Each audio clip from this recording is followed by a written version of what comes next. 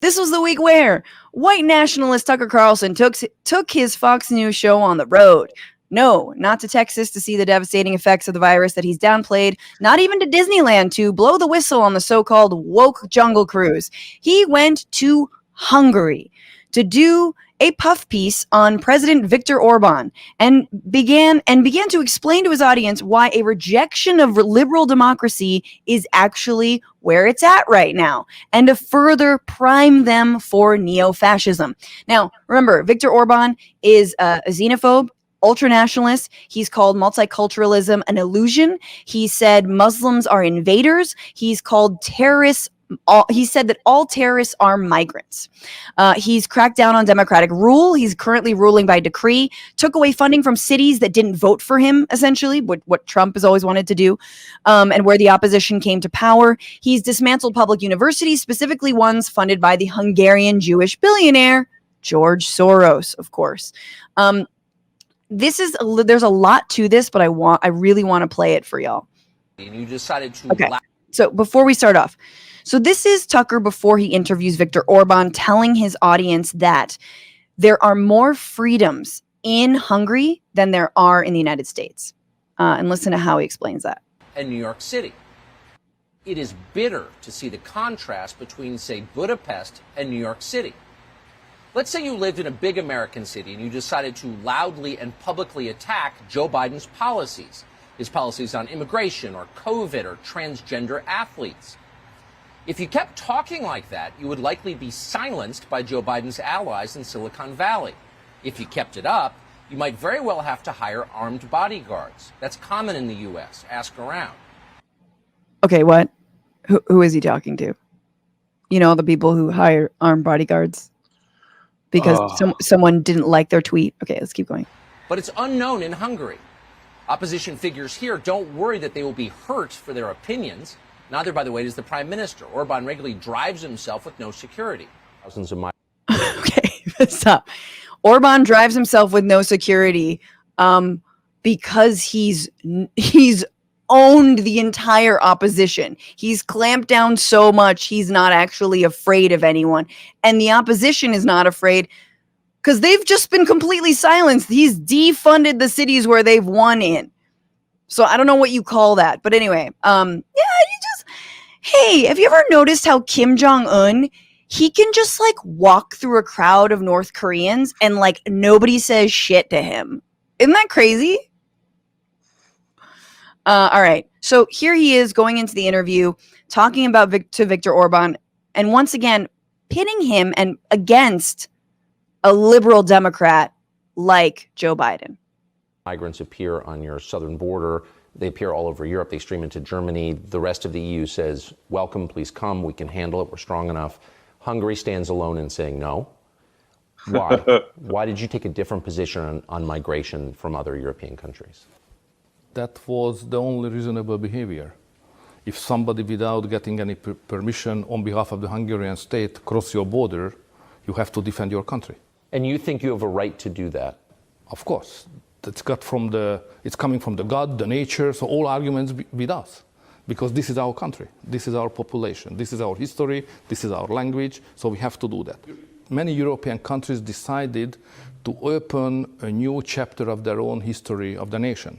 They call it New Society, which is post-Christian, post-national societies. They believe firmly that if different communities, even huge number of, let's say, Muslim communities, and the original inhabitant, let's say, Christian communities are mixed up, let's say, the outcome of this will be good. There is no answer whether it will be good or bad, but I think it's very risky. I don't... Okay, so there he is echoing the same thing. So Muslims, Muslim immigrants, bad. And nationalism, Christian nationalism, good. I don't think Joe Biden has ever referred to Xi Jinping, for example, who has murdered many of his political opponents, famously, as a totalitarian thug. Why would he single you out? And not just you, by the way, the Polish government as well. The problem is the success.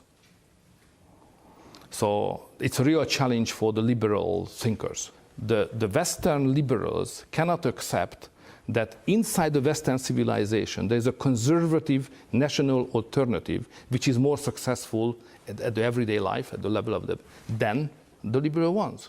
That's the reason why they criticize us. They are fighting for themselves, not against us. But we are an example that somebody or a country which is based on traditional values, on national identity, based on tradition of Christianity, could be successful, or sometimes even more successful than a leftist liberal government. No wonder they don't want you to hear what he says. You don't have to watch your country collapse. You don't have to have leaders who hate the population or divide their own people against each other, who make the country worse, who open the borders, who increase crime, who encourage people to live on the sidewalk and do drugs. It is big. That's the best part. My favorite part was right at the top when he was introducing it. He goes, there's a self-own where he says, Tucker Carlson says, you know, these other countries decided that they have immigrants at their borders, that they can accept them because they're strong enough. Hungary, you're not strong enough. You decided to do something different because you're not strong enough to accept immigrants. Tell us about that. Tell us about your weakness. Totally. Yeah, no, and then at the end, like, oh yeah, encourages you to live on the street and do drugs. Yo, man, Biden's never handed me a J, and for that, I'm mad, actually. Yeah, you should only do drugs in your suite on Daytona Beach.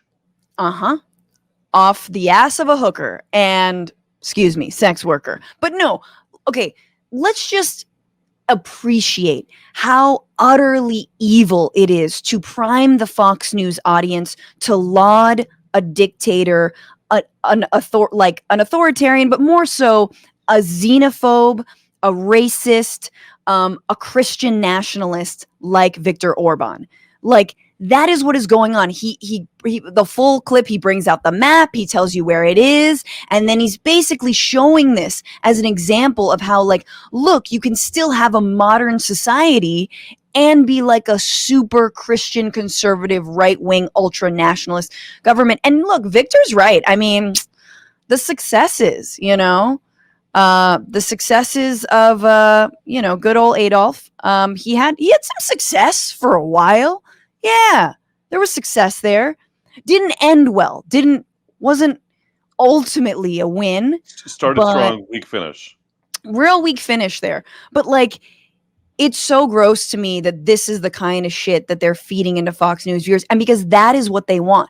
This is what I keep saying, like, I'm waiting for the Trump variant. You know what I'm saying?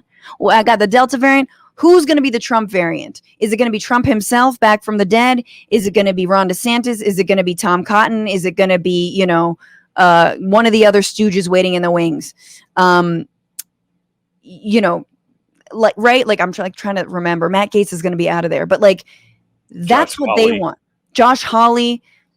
They want the Orbán-like Hungary. They want to clamp down on freedom of the press, an actual freedom of the press. They want what's going on right now in the Central European University, which is the university that George Soros has helped fund, doesn't fully fund it, but it is free, public, is that they have lists of so-called leftist intellectuals, like every fascist and dictatorship has done throughout history, and they've got them on lists. Okay, you're too far left.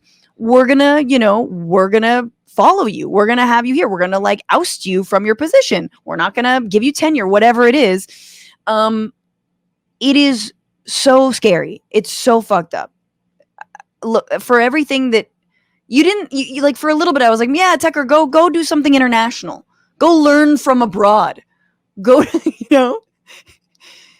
but Hungary, man, of all the places. Well, yeah,